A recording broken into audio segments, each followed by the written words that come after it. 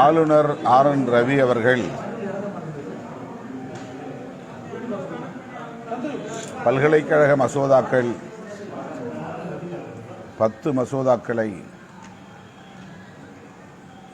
திட்டமிட்டு காலம் தாழ்த்தி கிடப்பில் போட்டிருந்தார்.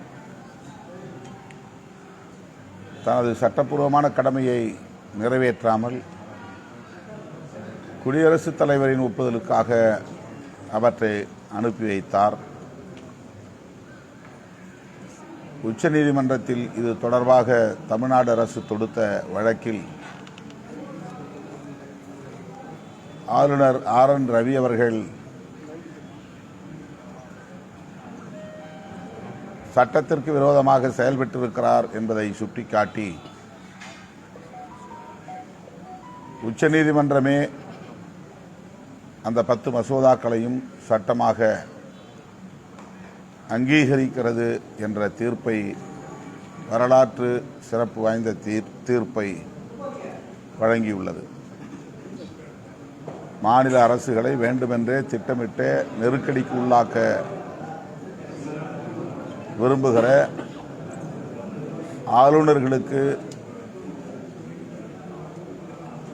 பாடம் புகட்டும் வகையில் இந்த தீர்ப்பை உச்சநீதிமன்றம் வழங்கியிருக்கிறது. இது இந்தியாவுக்கே வழிகாட்டக்கூடிய ஒரு வரலாற்று முக்கியத்துவம் வாய்ந்த தீர்ப்பு. வரவேற்று இதனை பாராட்டுகிறோம். அதேபோல நீட் விலக்கு மசோதாவையும் தமிழ்நாடு அரசு நிறைவேற்றி ஆளுநரின் வழியாக குடியரசுத் தலைவரின் ஒப்புதலுக்கு அனுப்பப்பெற்ற நிலையில் குடியரசுத் தலைவர் அதனை நிராகரித்திருப்பது அதிர்ச்சி அளிக்கிறது. இதனையும் உச்சநீதிமன்றத்தின் கவனத்திற்கு தமிழ்நாடு அரசு எடுத்துச் செல்லும் என்று நம்புகிறோம். உச்சநீதிமன்றம் நீட் விலக்கு மசோதாவிலும் நமக்கு நீதி வழங்கும் என்ற நம்பிக்கை உள்ளது. மாதவிடாயை காரணம் காட்டி பள்ளி மாணவியை தனியே அமர்த்தி தேர்வு எழுத வைத்திருப்பது கடும் அதிர்ச்சியை அளிக்கிறது.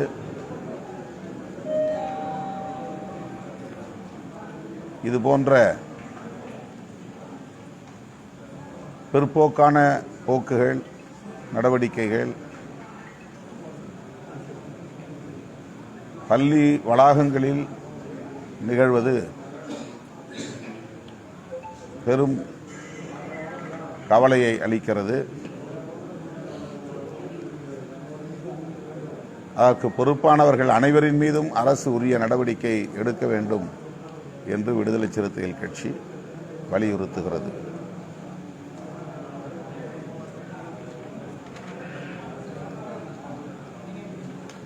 திருவண்ணாமலை மாவட்டம் நர்சம்பாக்கம் பகுதியில் மணல் கடத்தலை தடுக்க போன ஒரு காவல்துறை அதிகாரி, ஒரு சப் இன்ஸ்பெக்டரை ஒருத்தர் சட்டையை பிடிச்சி யூனிஃபார்ம் இருக்காங்க, சட்டை பிடிச்சி தாக்கியிருக்காங்க.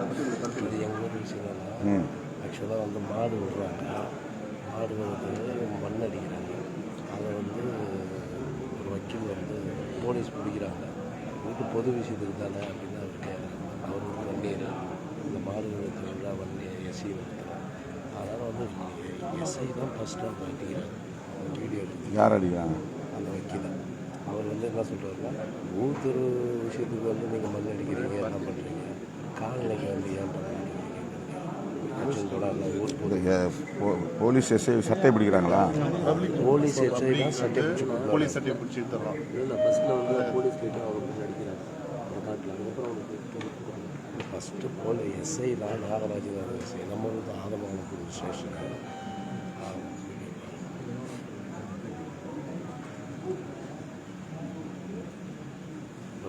சட்டை பிடிச்சி வர்றாங்க. ஆக்சுவலாக காலையில் மாடு வெள்ள திருவிழா பாடாது. அதுக்கு இது மோடு பள்ளத்துக்கு மண்ணு ஓட்டுற ஒரு டிராக்டர், ஒரு 3 டிராக்டர் போகுது. அதை வந்து யாரும் இன்ஃபார்ம் சொல்லி எஸ்ஐ பிடிக்கிறாங்க. அவன் இந்த வக்கீல் இவரோட மனைவியே வந்து இன்ஸ்பெக்டர் தான். இவர் பேர் குமரன், அவர் வன்னியர் ஏடிஎம். அது ஊர் திருவிழாவுக்கு மட்டும் பண்ண இல்லைங்க, காலனிக்கு ஏன் பொது விஷயம் தான் நான் ஓட்டினா இருந்தாலும் எஸ்ஐ அதனால் எஸ்ஐ அவங்க பிடிச்சி அதுக்கப்புறம் ஒரு கட்டத்தில் 2026 சட்டமன்ற தேர்தலில் பாஜக அமோக வெற்றி பெறும் அமித்ஷா சொல்லியிருக்காரு. தொகுதி மறுசீரமைப்புக்கு எந்த ஒரு அநீதியும் இழைக்கப்படாதுன்னு சொல்லியிருக்காரு. அதை பத்தி உங்களுக்கு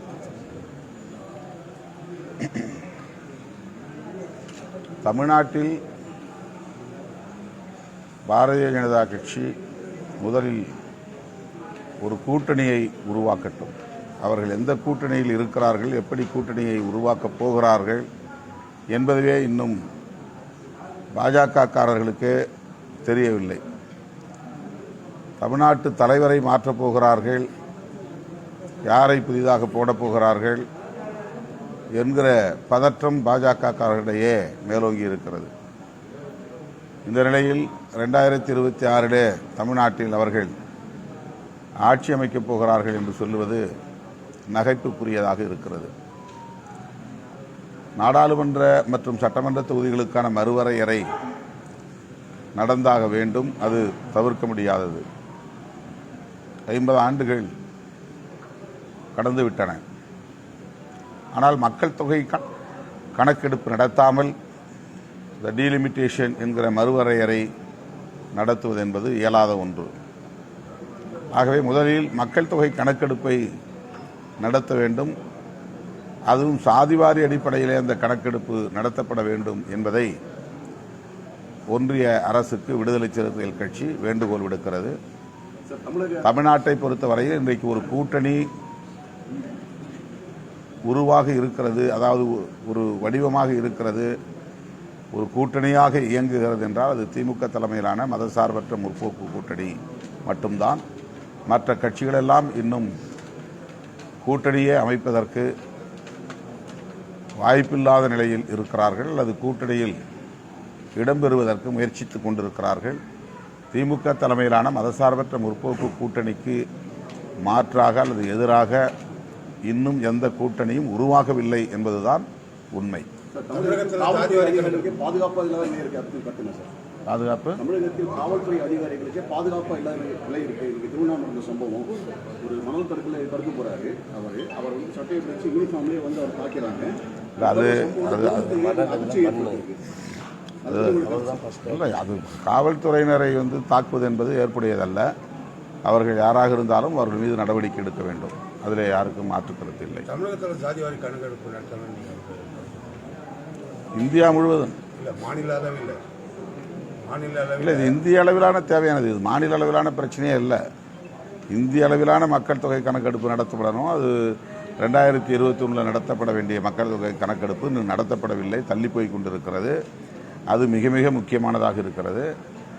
டீலிமிட்டேஷன் என்கிற நாடாளுமன்ற சட்டமன்ற தொகுதிகளுக்கான மறு வரையறை நடத்தப்பட வேண்டுமானால் மக்கள் தொகை கணக்கெடுப்பு முக்கியமாக நடத்தியே ஆக வேண்டும். அது சாதி வாரியாக எடுக்கப்பட வேண்டியது அவசியமானதாக இருக்கிறது. எனவே உடனடியாக சாதிவாரி அடிப்படையில் மக்கள் தொகை கணக்கெடுப்பை நடத்த வேண்டும். அந்த பணியை இந்திய ஒன்றிய அரசு மேற்கொள்ள வேண்டும் என்று வலியுறுத்துகிறோம். அது அவருடைய உட்கட்சி விவகாரம். பாட்டாளி மக்கள் கட்சியோட நிறுவன தலைவர் ஏற்றுட்டாரு. நீங்க உட்கட்சி விவகாரம்னாலும் அவங்க தந்தை மகனுக்குள்ள அதை எப்படி பார்க்குறீங்க? அதில் நான் கருத்து சொல்ல விரும்பவில்லை. தமிழ்நாட்டில் வந்து நீட் விலக்கு தேவை. ஆனால் தமிழக பொறுத்தவரை துணை பொறுத்தவரை நீட் விவகாரத்தில் மாறி மாறி போய் சொல்றாங்க. விஜய் ஒரு அறிக்கை கொடுத்திருந்தாரு. அவரோட கருத்து நீட் விலக்கு மசோதாவை நிறைவேற்றாமல் இருந்தால் அதை விமர்சிக்கலாம். ஒரு முறைக்கு 2 முறை நிறைவேற்றி ஒப்புதலுக்கு ஆளுநருக்கு அனுப்பி வைத்தால் அவர் அதை கிடப்பிலே போட்டு வைத்திருக்கிறார். அதை அவர் கிடப்பிலே போட்டதை விமர்சிக்காதவர்கள் நீட் விலக்கு மசோதாவுக்கு முன்முயற்சி எடுத்திருக்கிற அரசாங்கத்தை விமர்சிப்பது வேடிக்கையாக இருக்கிறது. இந்திய ஒன்றிய அரசுதான் இதில் தமிழ்நாட்டு மக்களுக்கு எதிராக செயல்படுகிறது. தமிழ்நாடு ஆளுநர் RN ரவி அவர்கள்தான் தமிழ்நாட்டு மக்களுக்கு எதிராக செயல்படுகிறார். அதை விமர்சிக்காமல் மசோதாவை கொண்டு வந்து அனைத்து முயற்சிகளையும் மேற்கொண்டு வருகிற மாநில அரசை விமர்சிப்பது வேடிக்கையாக இருக்கிறது. இவர்கள் யாருக்கானவர்கள் என்பதை இதிலிருந்து புரிந்து கொள்ளலாம். பாஜகவுடன் இனி கூட்டணியே வைக்க மாட்டேன்னு சொல்லிட்டு அதிமுக கூறியிருந்த நிலையில இப்போ ஒவ்வொருத்தரா டெல்லிக்கு போயிட்டு பார்த்துட்டு வராங்க. நாளைக்கு அமித்ஷாவை எடப்பாடி பழனிசாமி போய் சந்திக்கிற மாதிரி ஒரு தகவல் வெளியாகிட்டு இருக்குது. அதுல என்ன உங்களுக்கு கருத்து சார்? அதிமுக பாஜகவோடு தான் கூட்டணி அமைக்கும். பாஜக அதிமுக இல்லாமல் தேர்தலை சந்திக்காது. இது அனைவரும் அறிந்த உண்மை, எல்லோருக்கும் தெரிந்த உண்மை. அவர்கள் கூட்டணி அமைக்காமல் தனித்தனியே நின்றால்தான் நாம் ஆச்சரியப்பட வேண்டும். அவர்கள் கூட்டணி அமைக்கப் போகிறார்கள், அதுதான் நடக்கப் போகிறது.